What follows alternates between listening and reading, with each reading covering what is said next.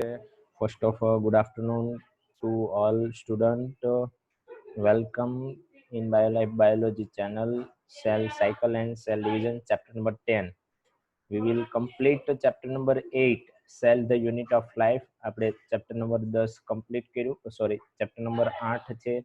chapter number 8 છે. આપણે last lectures last week ની અંદર આપણે complete કર્યું. Next આપણે chapter number 10, Cell Cycle and Cell Division study કરવાનું છે. બહુ જ easy chapters છે. ફર્સ્ટ ઓફ એનો ઓવરવ્યૂ એવું કહું કે અત્યાર સુધી આપણે સેલ સ્ટડી કર્યો. અત્યાર સુધી આપણે જે સ્ટડી કર્યું છે એ સેલના type, plant cell, animal cell, prokaryotics, eukaryotics, એના બધા ઓર્ગન, આ બધી જ વસ્તુ આપણે સ્ટડી કર્યું. ક્લિયર? આ બધી વસ્તુઓ સ્ટડી કરી. ધેન આફ્ટર હવે આપણે સ્ટડી કરવાની છે કે આ જે સેલ છે, ક્લિયર? જ્યારે સેલ થિયરી આપણે ચેપ્ટર નંબર 8 ની અંદર સ્ટડી કરતા હતા, જ્યારે ચેપ્ટર નંબર 8 ની અંદર આપણે સેલ થિયરી સ્ટડી કરતા હતા ત્યારે આપણી પાસે એક ક્વેશ્ચન હતો કે ન્યૂ સેલ છે એ ક્યાંથી આવે છે? રાઈટ? યાદ છે કે ભૂલી ગયા? યસ સર, યાદ છે. હા પ્રી સર. એક્ઝિસ્ટિંગ સેલમાંથી આવે છે. યસ, પ્રી હા, એક્ઝિસ્ટિંગ સેલમાંથી નવા સેલ બને છે. ફર્સ્ટ સેલ થિયરી જે સાયન્ટિસ્ટે આપી એ સાયન્ટિસ્ટ લોકોએ એ નહોતી ખબર કે ન્યૂ સેલ છે, જે ન્યૂ સેલ છે એ ક્યાંથી આવ્યા, એનું બર્થ પ્લેસ કયું છે એને નહોતી ખબર. એના આફ્ટર સેકન્ડ સાયન્ટિસ્ટ આવ્યો. એ સાયન્ટિસ્ટના નામ યાદ છે કોઈને? Schleiden and Schwann. Okay, Schleiden and Schwann. Then after Schleiden, Schwann અને Wilcrow. રુડોલ્ફ વિશ્રો. Rudolf Fischro. Yes, very good, Rudolf વિશ્રો. ધેન આફ્ટર ફર્સ્ટ આપણા બે સાયન્ટિસ્ટ શ્વાન અને સ્લાઇડન, આ બંને જે વાત કરી હતી એમાં એક પોઈન્ટ એવો ઘટતો હતો કે નવા સેલ છે એ ક્યાંથી આવે છે. તો નવા સેલ માટેની થિયરી કે ભાઈ નવા સેલનું બર્થ પ્લેસ કયું છે, તો રુડોલ્ફ વિશ્રોએ એની ડિટેલ આપી અને એને કીધું કે ભાઈ જે નવા સેલ છે એ પ્રી એક્ઝિસ્ટિંગ સેલ, એટલે કે ઓલરેડી જે સેલ બની ચૂક્યા છે એમાંથી સેલ ડિવિઝનની પ્રોસેસ થઈને નવા બને છે.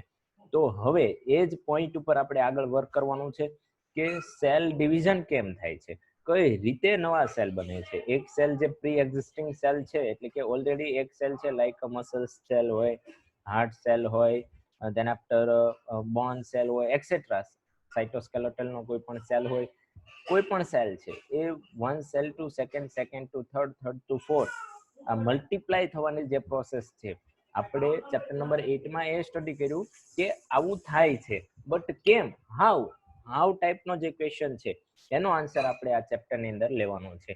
બહુ જ ઈઝી છે કે હવે આપણે એ જ ટાઈપે વર્ક કરવાનું છે કે સેલ ડિવિઝન પ્રોસેસ થાય તો ફર્સ્ટ એ કયા સાયકલમાંથી પ્રોસેસ થાય છે, કઈ ટાઈપનું જે સેલ ડિવિઝન થાય ત્યારે ફર્સ્ટ પ્રોસેસ કઈ થઈ છે સેલની અંદર, જે પ્રી એક્ઝિસ્ટિંગ સેલ છે. લાઈક હું એવું કહું કે આ પ્રી એક્ઝિસ્ટિંગ સેલ છે, આમાંથી ડિવિઝન થઈને ન્યૂ જનરેટ સેલ કરાવવાનો છે, એના ડોટર સેલ ડિવાઈડ થવાના છે. તો આ જે પ્રી એક્ઝિસ્ટિંગ સેલ, જે આ રેડ પાર્ટ હું ડ્રો કરું છું બેટા, આ રેડ પાર્ટ છે એ પ્રી એક્ઝિસ્ટિંગ સેલ છે. તો આ સેલની અંદર શું ડિફરન્સ આવશે, આ જે સેલ છે એની અંદર કેવા ચેન્જીસ થવાના છે, એના ન્યુક્લિયસમાં, એના સાઇટોપ્લાઝમ્સમાં, એક્સેટ્રા. આની અંદર મેટાબોલિક કેવી એક્ટિવિટી થશે, એ જે એક્ટિવિટી છે એ એક્ટિવિટી રાઉન્ડ ટુ રાઉન્ડ થાય. રાઉન્ડ ટુ રાઉન્ડ મતલબ એક વખત આ સેલ છે પ્રી એક્ઝિસ્ટિંગ સેલ, એમાંથી ડોટર સેલ આપણને મળ્યા. ક્લિયર? ધેન આફ્ટર અગેન આ જે રેડ છે એ આપણા પ્રી એક્ઝિસ્ટિંગ સેલ થયા. તો અગેન ફરીથી આની અંદર જે ડોટર સેલ છે એનું જે સાઇટોપ્લાઝમ્સ છે, એનું જે બોડી છે એની અંદર મેટાબોલિક એક્ટિવિટી થશે અને એની અંદર ચેન્જીસ આવશે. ધેન આફ્ટર ફરીથી એ જે આપણો ડોટર સેલ હતા એ ડિવાઈડ થઈને એના ડોટર સેલ બન્યા. મતલબ લાઈન ટુ લાઈન આ ટાઈપની એક પ્રોસેસ જે ચાલે છે એને આપણે નામ આપ્યું છે સેલ સાયકલ. તો ફર્સ્ટ સ્ટેપ કયું છે, સેલ ડિવિઝન થશે ત્યારે સેલ જે પ્રી એક્ઝિસ્ટિંગ સેલ છે, જે ઓલરેડી પ્રેઝન્ટ છે, એવા સેલની અંદર કેવા ચેન્જીસ આવશે, તો એ ડિટેલ આપણે સ્ટડી કરવાની છે. એનું સાયકલ્સ, ક્યારે સેલ ડિવાઈડ થશે અને કેમ ડિવાઈડ થશે. ફર્સ્ટ પોઈન્ટ તો એ કે વાય સેલ આર ડિવાઈડ, શા માટે સેલ છે ડિવાઈડ થઈ છે. સેલ ડિવાઈડ ન થાય તો ન ચાલે. મેં એક વખત આન્સર તો આપેલો, લગભગ ક્વેશ્ચન પણ કરેલો અને આન્સર પણ આપેલું ચેપ્ટર નંબર 8 માં કે સેલને ડિવાઈડ થવાની જરૂર શા માટે પડે છે. કોઈને યાદ છે? સર એની એક્ટિવિટીઝ જે હોય એને કરવાની હોય સિસ્ટમ માટે એ વધી જાય એટલે ડિવાઈડ થઈ જાય. યસ, થોડો આન્સર સાચો છે, થોડું ઘટે છે. બીજું કોઈ? યસ, એનીવન કોઈ આન્સર આપશે કે why cell are divide, cell કેમ ડિવાઈડ થાય છે? The DNA replications. No. Other? ઓમ?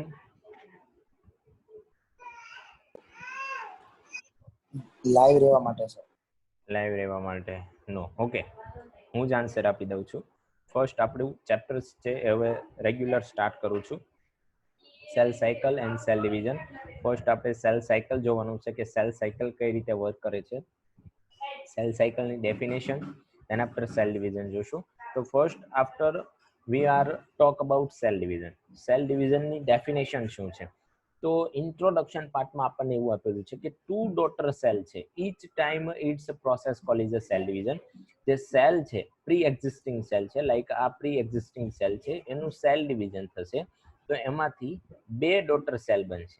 કેટલા ડોટર સેલ બનશે? 2. આ કમ્પલસરી, આ સેલ ડિવિઝનનું એક ફોર્મ્યુલા એવું પણ કહી શકો કે ના તો એક સેલમાંથી 3 સેલ બનશે, નાથી એકમાંથી 1 બનશે. એકમાંથી હંમેશા કેટલા સેલ બને છે? 2 ડોટર સેલ. 2 Two. ડોટર. પણ સર મિયોસિસમાં તો 4 ડોટર સેલ બી તો બને છે ને. નહીં, એ હું મિયોસિસ સ્ટડી કરાવીશ ત્યારે તમને કહીશ. ઓકે, 2 જ બને છે, પણ કેમ 4 બને છે એ હું તમને કહીશ. ઓકે, જનરલી સેલ ડિવિઝન થાય બેટા, કોઈ પણ પ્રોસેસ હોય સેલ ડિવિઝનની, હે મિયોસિસ કે માઇટોટિક, એમાં after complete cell division process 2 જ નવા સેલ બને. બટ મિયોસિસની અંદર 2 પ્રોસેસ, મિયોસિસ 1 અને મિયોસિસ 2 એમ 2 પ્રોસેસ ડિવાઈડ છે અને બંનેના ઇક્વલ, બંનેને ઇક્વલ કરશો મિયોસિસ 1 અને મિયોસિસ 2 ત્યારે આફ્ટર 4 સેલ ડિવિઝન. એ સ્ટડી કરીશું બેટા. અત્યારે જે વાત કરું છું એ તમે યાદ રાખો, ત્યારે એ પોઈન્ટ આવશે ત્યારે હું તમને એ પોઈન્ટ ઓફ વ્યૂ અન્ડરસ્ટેન્ડ કરાવીશ કે કેમ આવું છે અહીંયા. Okay, hello. Yes sir. Yes. Okay. Two daughter cell, each time its process called is a cell division. Then after we discuss other our main question, why cell are divide. Cell કેમ divide થાય છે? ચાલો માની લીધું pre existing સેલમાંથી cell divide થાય છે અને 2 daughter cell બને છે. સેલ ડિવિઝનની કઈ મેથડ છે એના ઉપર હજી આપણે નથી જતા. મિયોસિસ હોય કે માઇટોટિક હોય, માઇટોટિસ એમ ફેઝ એટલે કે માઇટોસિસ હશે તો સેલ ડિવિઝન છે એની અંદર after cell division 2 daughter cell બનશે અને મિયોસિસ હશે તો આફ્ટર સેલ ડિવિઝન 4 સેલ બનશે. બટ આમ જનરલી વાત કરતા હોય સેલ ડિવિઝનની તો આફ્ટર સેલ ડિવિઝન એક સેલમાંથી હંમેશા 2 ડોટર સેલ જ બને છે. વાય એનો આન્સર પણ આપણે ડિસ્કસ લેટર કરીશું. Why cell are divide. First question તો એવો છે કે સેલને ડિવાઈડ થવાની જરૂર શા માટે પડી? આ આપણી બુક્સનો નથી. ક્લિયર? આવો ક્વેશ્ચન ઘણી વખત પૂછાય છે કે ભાઈ સેલને ડિવાઈડ ન થાય તો ન ચાલે. તો મેં એક વખત વાત કરી હતી કે આ સપોઝ આ હ્યુમન બોડી છે, આ હ્યુમન બોડી છે,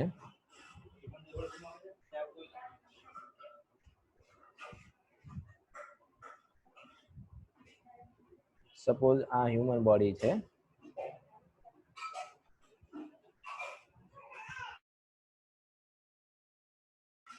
હેલો, આ હ્યુમન બોડી છે, આ હ્યુમન બોડીના સેલ છે, લાઈક ચિલ્ડ્રન ફેઝમાં હોય કોઈ લિવિંગ ઓર્ગેનિઝમ્સ છે એ ચિલ્ડ્રન ફેઝમાં છે. આ જે રેડ રોડ્સ કરું છું એ બધા સેલ છે. હેડ, લેગ્સ, આર્મ્સ એક્સેટ્રા, આખી બોડી સેલની બનેલી છે. ઓકે, તો ઓલ સેલ છે એ સેલ, આ જે હ્યુમન બોડી છે એ ગ્રોથ થશે, ગ્રોથ થશે. સર તમારો વોઇસ નથી આવતો. ઓકે, ઓલ સેલ છે, આ જે હ્યુમન બોડી છે એના ઓલ સેલ છે એ ગ્રોથ થશે. ગ્રોથ થશે એટલે કે સર જનરલ વોઇસ કટ થાય છે તમારો. વેઇટ, હા વેઇટ.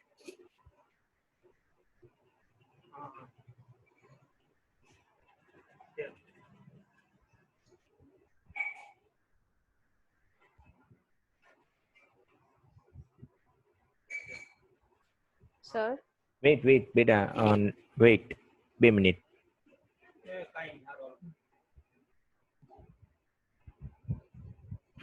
ઓકે, વોઇસ આવ્યો હવે? Hello hello. હા હા સર હા સર આવ્યો voice. Okay okay, very good. ચાલ, તો સપોઝ આ હ્યુમન બોડી છે. હવે એક્યુરેટ ડ્રો નથી કરતો. એ હ્યુમન બોડીની અંદર આ બધા સેલ છે. ક્લિયર? તો હ્યુમન બોડીનો ગ્રોથ થશે લાઈક ચાઇલ્ડ ફેઝમાંથી એ એડલ્ટ થશે. ક્લિયર? ચાઇલ્ડ ફેઝમાંથી એ જે ચાઇલ્ડ છે એ એડલ્ટ થાય. એડલ્ટ થાય ત્યારે એના જે સેલ છે એ સેલની અંદર જે એનું જે સાઇટોપ્લાઝમ, લાઈક આ એક સેલ છે, એની અંદર બધા જ ઓર્ગન હશે, તેના પર સાઇટોપ્લાઝમ પણ હશે. Right? What is a cell, what is a cell organ, and what is a cytoplasm? We will discuss in chapter number 8, cell the unit of life. Okay? આપણે એ જોઈ ચૂક્યા છીએ કે સેલ શું છે, સેલના ઓર્ગન શું છે અને સાઇટોપ્લાઝમ શું છે. તો આ બધા ઓર્ગન છે એ આપણે સ્ટડી કર્યા છે, એક્યુરેટ સ્ટડી કર્યા છે. તો હવે જનરલી આપણે વાત કરી હતી કે સેલનું જે ન્યુક્લિયસ છે, સેન્ટરમાં આવેલું છે, એ ન્યુક્લિયસ સેલનું બોડીનું આખું મેનેજમેન્ટ કરે છે. સેલના બધા જ ઓર્ગન છે, માઇટોકોન્ડ્રિયા, ગોલ્ગી કોમ્પ્લેક્સ, વેક્યુલ્સ એક્સેટ્રા, સેલના જેટલા ઓર્ગન છે એનું સેન્ટર પોઈન્ટ અને એનું જે મેનેજ કરવાનું વર્ક છે એ આપણા ન્યુક્લિયસનું છે. હવે સપોઝ સેલની સાઇઝ વધે છે. ક્લિયર? સેલની સાઇઝ વધે છે. જનરલી આ જે હ્યુમન હતો ચાઇલ્ડ ફેઝમાં છે, તો એ ગ્રોથ થશે. ગ્રોથ થશે એટલે એના સેલની સાઇઝ છે એ વધવા લાગશે. હવે એક ટાઈમ એવો આવશે કે સેલની સાઇઝ એટલી મોટી થઈ જશે કે આપણું જે ન્યુક્લિયસ છે એ ન્યુક્લિયસ એ સેલનું મેનેજમેન્ટ કરી શકતો નથી. આખું સેલના જે ફંક્શન છે, સેલના જે ઓર્ગનનું વર્ક છે, એ આપણો ન્યુક્લિયસ છે. એ પણ પાછું યાદ રાખવાનું છે કે જે ન્યુક્લિયસ છે ને એની સાઇઝ નથી વધતી. સેલની સાઇઝ વધે ને એની સાથે ન્યુક્લિયસ તો એમની જે એકચ્યુઅલ સાઇઝ છે એ સાઇઝમાં જ હશે. તો થશે શું કે આ ન્યુક્લિયસ છે એ આ સેલ મોટો થઈ ગયો, એની સાઇઝ લાર્જ થઈ. બીકોઝ સેલની સાઇઝ કેમ લાર્જ થઈ? જે ચાઇલ્ડ હતો, જે હ્યુમન બિંગ હતો, કોઈ એનિમલ્સ હતું એક્સેટ્રા, તો એની સાઇઝ વધી. એની સાઇઝ વધી એટલે એના બોડીની અંદર જે સેલની સાઇઝ વધશે. એની સેલની સાઇઝ વધી તો આપણું જે ન્યુક્લિયસ છે એ આ જે સેલના જે ઓર્ગન છે એને મેનેજ નથી કરી શકતું. બીકોઝ કે આ જે સેલની સાઇઝ છે, એટલે કે સેલની સાઇઝ ક્યારે વધશે? જ્યારે આની અંદર એનું લિક્વિડ ફોર્મ છે, એટલે કે જે સાઇટોપ્લાઝમ્સ છે એ વધશે. ક્લિયર? સમજાય છે અહીંયા સુધી? Yes sir. Yes sir. કોઈ અંદર સપોઝ હું એવું એક્ઝામ્પલ આપું કે એક બલૂન છે, એક બલૂનની અંદર તમે એર ભરો. એર એ આપણું સાઇટોપ્લાઝમ છે. તો તમે જેટલી એર વધુ અંદર ભરશો એટલું બલૂન કેવું થશે? લાર્જ થશે ને? હેલો? હા સર. તો સેમ હવે બલૂનની અંદર જે સેન્ટરમાં ન્યુક્લિયસ છે, એ ન્યુક્લિયસ તમે હવા ભરો તો ન્યુક્લિયસની અંદર કાંઈ ફેરફાર નથી આવતો. એનું સ્ટ્રક્ચર્સ કે એની સાઇઝની અંદર કોઈ ચેન્જીસ નથી આવતો. સો આપણું જે ન્યુક્લિયસ છે એ શું થશે? એ એને મેનેજ નહીં કરી શકે. એ જે આપણું જે સાઇટોપ્લાઝમ્સ છે, આખું સેલના ફંક્શન છે, એ પ્રોપરલી મેનેજ નહીં થાય. પ્રોપરલી મેનેજ નહીં થાય એટલે ન્યુક્લિયસ શું કહેશે કે ભાઈ આપણે બે ભાગમાં કામ વહેંચવું પડશે. બે ભાગમાં એટલે ફર્સ્ટ ન્યુક્લિયસ ડિવાઈડ થઈ જશે. ન્યુક્લિયસ છે એ ડિવાઈડ થઈ જશે એટલે ફર્સ્ટ બે ન્યુક્લિયસ બનશે. એક જ સેલની અંદર ટુ ન્યુક્લિયટ્સ એટલે બાય ન્યુક્લિએટેડ સેલ આપણે સ્ટડી કર્યું હતું ને, આ એક સેલની અંદર બે ન્યુક્લિયસ. ક્લિયર? આવું આપણે ચેપ્ટર નંબર 8 ની અંદર લાસ્ટ મેં બાય ન્યુક્લિએટેડ ટાઈ ન્યુક્લિએટેડ સેલનું સ્ટડી કરાવ્યું હતું. હા. ઓકે? યસ બે સર. ન્યુક્લિયસ, એક યસ. ન્યુક્લિયસ ડિવાઈડ થઈને બે ન્યુક્લિયસમાં કન્વર્ટ થઈ ગયા.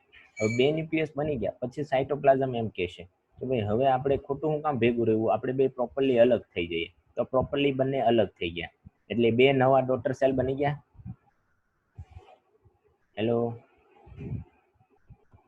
Yes sir. Yes sir. Okay, આ કોન્સેપ્ટ છે. એટલે સેલને ડિવાઈડ થવાની જરૂર કેમ પડે છે? બોડી છે, ઓર્ગેનિઝમ્સ છે, એની સાઇઝ છે, એનું જે આખું હોલ બોડી કહેવાય એનું જે ગ્રોથ થાય છે, એટલે સેલની સાઇઝમાં સેલની સાઇઝ વધે છે. સેલ સાઇઝ વધે છે એ કેમ વધે છે? સાઇટોપ્લાઝમ એની અંદર ઇન્ક્રીઝ થાય છે. તો સેલ ડિવિઝન ક્યારે થશે? તો એનું એક ઇક્વેશન બનાવ્યું છે, cell division is equal to cell growth. Cell growth થશે અને ઇન્ક્રીઝ ટુ સાઇટોપ્લાઝમ વોલ્યુમ. અને સેલના જે સાયટોપ્લાઝમ વોલ્યુમની અંદર ઇન્ક્રીઝ, એટલે એનું જે વોલ્યુમ હોય, સપોઝ 1 લિટર સાયટોપ્લાઝમ છે તો એ 2 લિટર સાયટોપ્લાઝમ થશે, તો સેલનું જે ન્યુક્લિયસ છે એને મેનેજ નહીં કરી શકે, તો એના માટે સેલ ન્યુક્લિયસ ડિવાઈડ થઈ જશે, ડિવાઈડ થઈને નવા 2 ડોટર સેલ બનાવી દેશે. Okay yes sir. ઓકે, સમજાઈ ગયું Y cell are divide?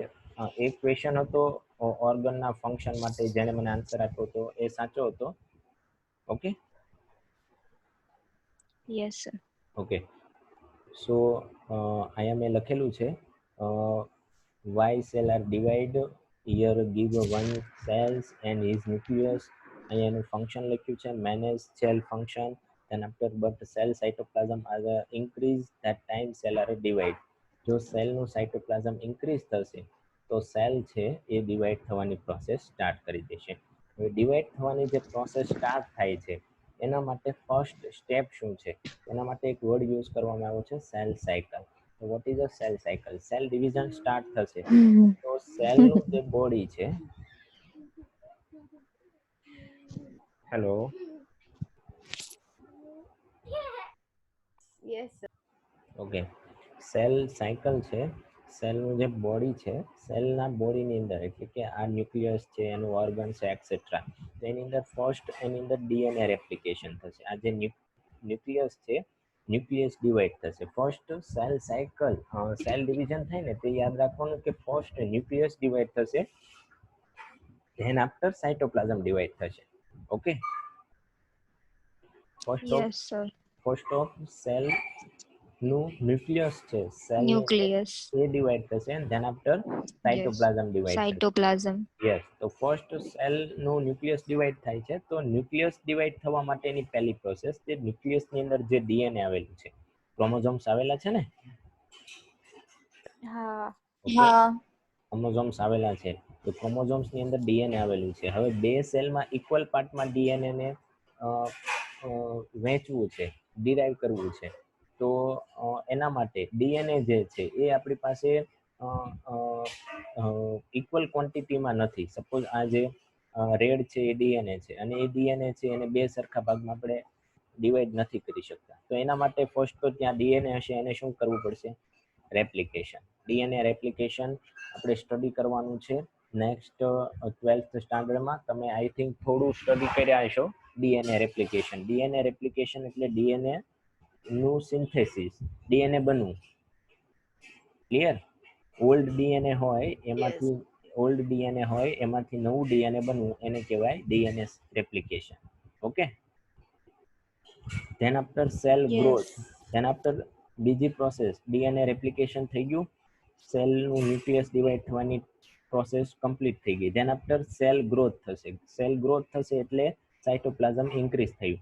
Cytoplasm increase થઈ ત્યારે સેલ ગ્રોથ થાય અને ધેન આફ્ટર ફરીથી સેલ છે એ ડિવાઈડ થશે. સમજાય છે સેલ સાયકલ કેમ વર્ક કરશે? ફર્સ્ટ સેલ ડિવિઝન સ્ટાર્ટ થયું એટલે ન્યુક્લિયસની અંદર DNA replication, DNA replication complete થઈ ગયું એટલે ન્યુક્લિયસ ડિવાઈડ થઈ ગયું એવું માની લેવું. આ સ્ટેપમાં ન્યુક્લિયસ ડિવાઈડ થઈ ગયું છે. ધેન આફ્ટર સેલ ગ્રોથ થશે એટલે હવે સાયટોપ્લાઝમ ડિવાઈડ થવાનો છે. આ સ્ટેપની અંદર સાયટોપ્લાઝમ ડિવાઈડ થઈ ગયો, ધેન આફ્ટર સેલ આખો ડિવાઈડ થઈ ગયો. સેલ ડિવાઈડ થઈ ગયો, હવે જે બે ડોટર સેલ બન્યા છે આ ફરીથી આ ડોટર સેલ છે એની અંદર ફરીથી એનું જે ન્યુક્લિયસ છે એ ન્યુક્લિયસ ડિરાઈવ થવાની ટ્રાય કરશે. એ ન્યુક્લિયસ ડિવાઈડ થઈ જશે ત્યારે ફરીથી એનું જે સાયટોપ્લાઝમ્સ છે સેલ ગ્રોથ થશે અને ફરીથી આ સેલ પણ ડિવાઈડ થશે. આ રીતે ડિવાઇડેશન પ્રોસેસ થતી રહે છે. આ જે સાયકલ છે, cell division to DNA replication to cell growth to cell division, again cell division, DNA replication, cell growth. એટલે આ ફંક્શનમાં જે સ્ટેપમાં પ્રોસેસ છે એ જે પ્રોસેસ ઓલ લિવિંગ ઓર્ગેનિઝમમાં થાય. તમે આજે તમારો વેઇટ 5 કિલો છે, ધેન આફ્ટર તમે 5 મહિના પછી તમારો બોડી ગ્રોથ પામે તો તમારા બોડીનો વેઇટ વધે છે બીકોઝ ઓફ તમારી બોડીની અંદર સેલ વધ્યા છે, તમારા મસલ્સ વધે છે, તમારા આર્મ્સ વધે છે, તમારા હેડ, તમારું બોડી, તમારું નેક, ઓલ ઓર્ગનની અંદર સેલની અંદર ઇન્ક્રીમેન્ટ આવ્યું બીકોઝ ઓફ સેલ ડિવિઝન. એ જે સાયકલ છે એને કહેવાય સેલ સાયકલ. યાદ રહેશે vote is a cell cycle? Yes sir. First step Yes. કયું છે cell સાયકલનું? Cell division. division, Cell division. then after, DNA DNA replication, then after, Cell cell growth. growth, then after. again cell પાછું cell division. division. Okay, તો આ જે function થાય છે, આ જે પ્રોસેસ છે એ આખી હતી સેલ ડિવિઝન અને સેલ સાયકલની. નેક્સ્ટ આપણે સ્ટડી કરીએ cell division process time interval. Main એ જોવાનું છે કે સેલ ડિવિઝન થાય છે. ચાલો સર તમે કહી દીધું કે સેલનું ડિવિઝન થાય છે, તમે માની પણ લીધું કે સેલનું ડિવિઝન થાય છે, બટ આ જે ડિવિઝન થવા માટે એટલે કે આ જે પ્રી એક્ઝિસ્ટિંગ સેલ છે એમાંથી બે નવા ડોટર સેલ બનવા માટે કેટલો ટાઈમ લાગે છે, એના માટે ટાઈમ ઇન્ક્યુબેશન પીરિયડ કેટલો, ટાઈમ ઇન્ટરવલ કેટલો. તો હ્યુમન સેલ છે, હવે હ્યુમન બોડીના સેલ હોય ઓર એવું પણ કહી શકો કે યુકેરિયોટિક સેલ છે, એટલે કે યુકેરિયોટિક એનિમલ્સ છે, યુકેરિયોટિક પ્લાન્ટ સેલ છે એક્સેટ્રા, એના જે સેલ છે એને ડિવાઈડ થવા માટે 24 અવર લાગે છે. કેટલા અવર લાગે છે? 24 hours. એટલે આપણી બોડીમાં એક સેલ હોય એમાંથી બે ડોટર સેલ બનવા 24 કલાક લાગે. પ્લાન્ટ સેલની અંદર એક સેલમાંથી બે સેલ બનવા 24 કલાક લાગે. Okay, yes sir. એના પર પ્રોકેરિયોટિક સેલની અંદર લાઈક પ્રોકેરિયોટિક સેલ કોનો? ઈસ્ટનો. ઈસ્ટ છે એ પ્રોકેરિયોટિક એટલે કે યુનિસેલ્યુલર ઓર્ગેનિઝમ્સ છે. તો યુનિસેલ્યુલર ઓર્ગેનિઝમ્સની અંદર પ્રોકેરિયોટિક યુનિસેલ્યુલર ઓર્ગેનિઝમ્સની અંદર કમ્પ્લીટ સેલ ડિવિઝન થાય એવરી 90 મિનિટે. Every 90 minute. Suppose single cell organism amoeba છે, ક્લિયર? સપોઝ અમીબા છે તો અમીબાની અંદર એક સેલ અમીબાનો છે એ 90 મિનિટમાં બીજા બે સેલ બનાવશે. ધેન આફ્ટર આ જે સેલ છે એ બીજી 90 મિનિટમાં બીજા બે સેલ બનાવશે. આ સેલ છે એ બીજી 90 મિનિટમાં બીજા બે મતલબ એ લોકોમાં કન્ટિન્યુઅસ સેલ ડિવિઝન હોય. હા, કન્ટિન્યુઅસલી સેલ ડિવિઝન થાય, બટ એની અંદર ડેથ રેટ છે, સેલનો જે ડેથ રેટ છે એ જાજો હોય. ઈસ્ટ છે, અમીબા છે, ધેન આફ્ટર અધર યુનિસેલ્યુલર સિંગલ સેલ ઓર્ગેનિઝમ્સ છે, એનો લાઈફ સ્પાન પણ ઓછો હોય. એનો લાઈફ સ્પાન 1 દિવસ કે 2 દિવસનો જ હોય. સમજાય? ઓકે, હા. લાઈક ઈસ્ટના સેલ છે તો એક જગ્યાએ ઈસ્ટના મિલિયન્સ ઓફ સેલ હોય. લાઈક આ ટાઈપનું એક બર્ડ હોય ને ઈસ્ટનું, તો આ બર્ડની અંદર મિલિયન્સ ઓફ ઈસ્ટના સેલ હોય. કેટલા? મિલિયન્સ ઓફ, લાખોની સંખ્યામાં ઈસ્ટના સેલ હોય.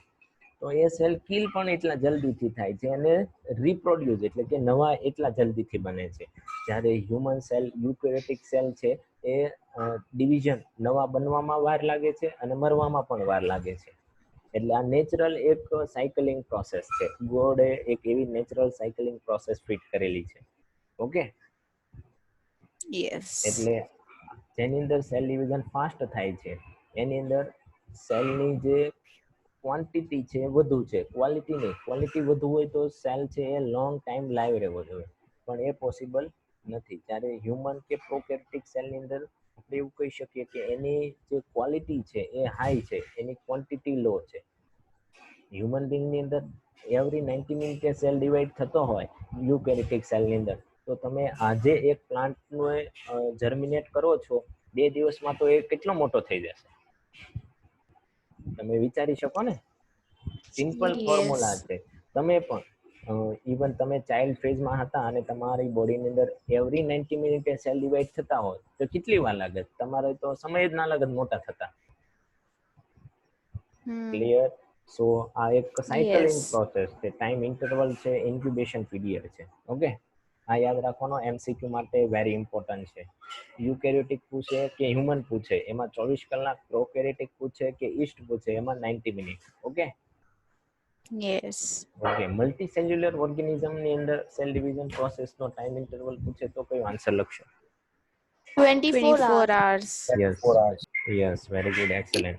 Then after chart ગ્રાફ એક સેલ ડિવિઝન પ્રોસેસ છે, એના સ્ટેપ છે કે ફર્સ્ટ કોઈ સેલને ડિવાઈડ થવું છે. સપોઝ કે આ એક સેલ છે, એ સેલને ડિવાઈડ થવું છે તો અત્યાર સુધી આપણે કીધું કે સેલ ડિવાઈડ થઈને બે ડોટર સેલમાં બને છે, પણ આ બે ડોટર સેલમાંથી પાસ આઉટ થવા માટે એને કેટલા સ્ટેપમાંથી પાસ થવું પડે?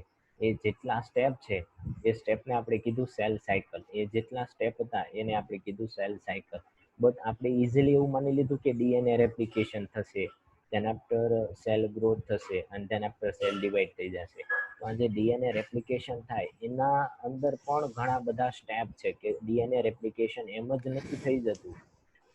સેલ નું ડિવિઝન થાય ત્યારે એનું જે ન્યુક્લિયસ છે એમ જ ડિવાઈડ નથી થઈ જતું, એમાંથી એને પણ ઘણા બધા સ્ટેપમાંથી ઘણા બધા ફેઝમાંથી પાસ આઉટ થવું પડે છે. તો એવા ફેઝ છે એ મેં અહીં આપેલા છે. ફર્સ્ટ, કોઈ પણ સેલને ડિવાઈડ થવું છે, સપોઝ આ એક સેલ છે, આ સેલને ડિવાઈડ થવું છે તો એને ફર્સ્ટ G1 ફેઝમાં જવું પડશે.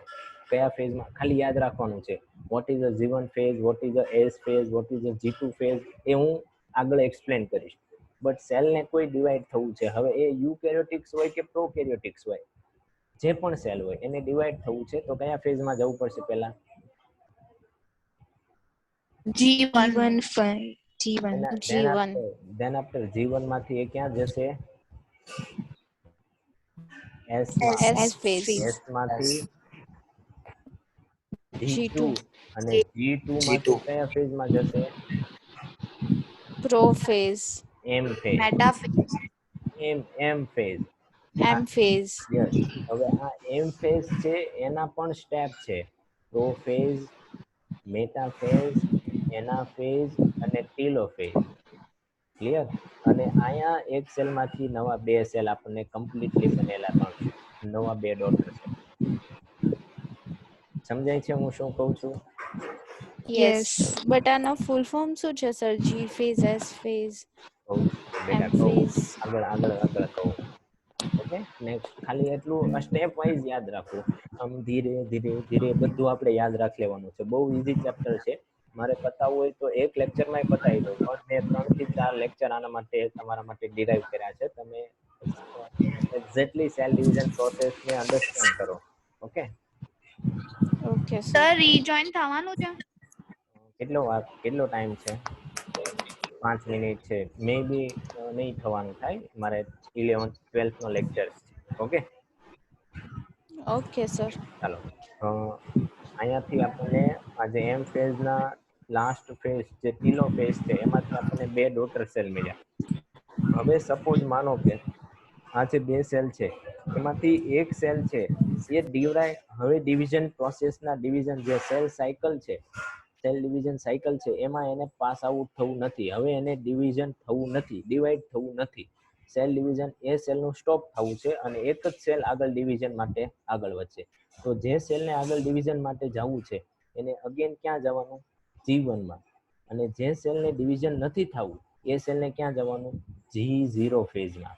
કયા ફેઝમાં? G0. G0 G0. phase. Yes, એ ફેઝનું નામ એવું પણ કહી શકો, stop cell division phase. Stop cell division phase. Suppose કે મેરિસ્મેટિક ટિશ્યુ છે, ક્લિયર? રૂટ્સના જે તમે આના પહેલાના સ્ટાન્ડર્ડમાં સ્ટડી કર્યું છે કે કોઈ રૂટ્સ છે તો રૂટ્સનું જે મેરિસ્મેટિક છે એમાંથી એક સેલ છે એ ડિવાઈડ થશે, ઉપરના સેલ એ ડિવિઝન પ્રોસેસ સ્ટોપ થઈ જશે. એવું સાંભળ્યું છે? કાંઈ યાદ છે? હા સર. હા સર. તો જે સ્ટોપ થઈ જાય છે એ કયા ફેઝમાં ચાલ્યા જાય છે? G0. અને જેનું પ્રોસેસ ચાલુ છે એ કેમાં જાય છે? G1 phase. તો ફરીથી આ સાયકલ ચાલુ રહેશે, ફરીથી આ એવું રહેશે. એટલે જે સેલને ડિવાઈડ થવું છે એ G1 માં જશે આફ્ટર ટીલો ફેઝ, અને જે ફેઝને જે સેલને ડિવાઈડ નથી થવું એ G0 માં થશે. તેના આફ્ટર ફરીથી આ G0 માંથી કોઈ સેલને ડિવાઈડ થવું છે તો ફરીથી એ કેમ આવશે? G1. યાદ રહેશે? આ 5 Yes. સ્ટેપ છે. Yes. આ જે એમ ફેઝ છે ને એની અંદર 4 ફેઝ છે, but all cell division process કેટલા સ્ટેજની અંદર ડિવાઈડ છે? 5. Yes, very good, excellent. 5. Then after we will discuss yes, cell division process. હવે મેં વાત કરી એમ સેલ ડિવિઝન પ્રોસેસની એક્યુરેટ વાત કરીએ તો 2 પાર્ટમાં સેલ ડિવિઝન થાય. ફર્સ્ટ ન્યુક્લિયર ડિવાઈડ થાય અને ધેન આફ્ટર સાયટોપ્લાઝમ ડિવાઈડ થાય.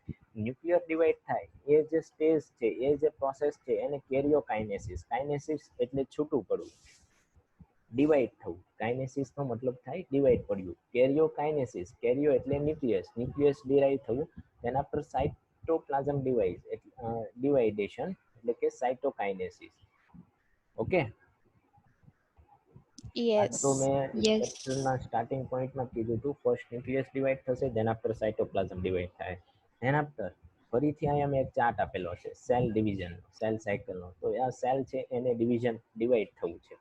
તો એને ડિવાઈડ થવા માટે ફર્સ્ટ બે સ્ટેપ છે, બે સ્ટેજ છે. એક છે ઇન્ટરફેઝ અને સેકન્ડ ફેઝ છે એ એમ ફેઝ. હવે ઇન્ટરફેઝની અંદર આ ઇન્ટરફેઝ છે એને બીજું નામ છે રેસ્ટિંગ ફેઝ, એવું પણ કહી શકો, રેસ્ટિંગ ફેઝ. ઇન્ટરફેઝની અંદર કોઈ પણ સેલ છે એ G1, S અને G2 એ 3 ફેઝમાં જશે. આફ્ટર G2 ફેઝમાંથી પાસ આઉટ થઈને સેલ એમ ફેઝમાં જશે.